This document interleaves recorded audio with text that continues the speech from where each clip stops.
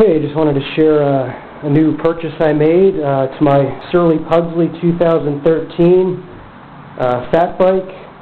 Fat bikes were kind of a new thing, but they were originally for snow riding mostly, and you can also take them on the beach. And this is actually the Surly Larry 3.8. It's a 3.8 inches wide, and it comes out to, it's on a standard 29 frame, but it comes out to, or 26-inch frame, I'm sorry, but it comes out to being 29 inches tall. So I'm getting the same height that, you know, a 29er mountain bike would get on the 26 frame, just because of the wide tires. And it runs a rim. It's a stock rim. It comes with the Surly Marge Light, and that's a 65 millimeter rim. But this fork can accommodate up to an 82 rolling Darrell rim, an 82 millimeter. And the shifters are thumb shifters. It's three in the front,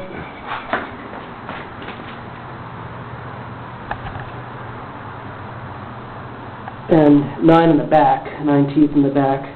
And I'll tell you, on this bike, I don't have any trouble going over rocky terrain or really muddy or sandy terrain. You know, it's still a workout, but when a regular MTB, I'd have to be avoiding stuff. Whereas on this, I can just kind of go right over it.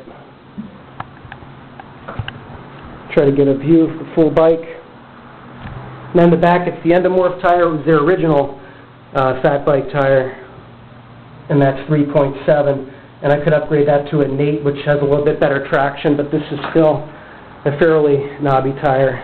So, yeah, pretty much as long as or a little bit longer than about as long as my index finger. It's just under 4 inches for 3.7. And then the fork is offset 17.5 millimeters to make room for the large hub. It's a 135 millimeter hub. And then it's actually the front wheel and back wheel hubs, I should say, are interchangeable. It's threaded there, so I could put another cog on there. Should something happen to this drivetrain in the back, I could swap the wheels, so I could run single speed. I don't have to worry about as much gunk and stuff. If I'm going through a meadow or pasture or something, I tend to get a lot of grass that gets caught in there, so I don't have to worry about that if I run the single speed. See, it kind of makes a sloppy rider out of somebody, because you don't have to worry about rocks and sand as much. You just kind of go over it. I'm looking forward to taking this out in the snow in the winter. If I can get down to the beach, I'm going to try doing that this summer. But yeah, Surly Pugsley, and they were the original fat bike makers. Saucid 907 also make fat bikes, but they actually use Surly tires and wheels, or rims.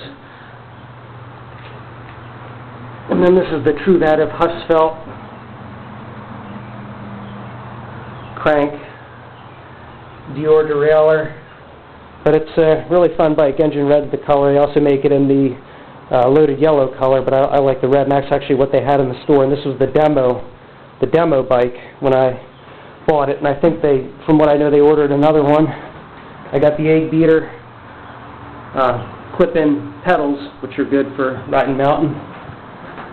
But yeah, no complaints. I headed out on 3 rides, and like I said, I tore through a lot of stuff I would normally be able to get through, and some of my other friends on standard bikes had to, you know, get off their bike, or they couldn't get through it as quick as I could. Not that it does slow me down. I'm not as you're not as fast with these tires. You have a lot more resistance, somewhat, and I run it at really low pressure. I was running 6 psi in this thing, so it's real low, but you can basically float over almost anything on this. It's a really fun bike, and I'd recommend it to anybody who is interested in getting a fat bike.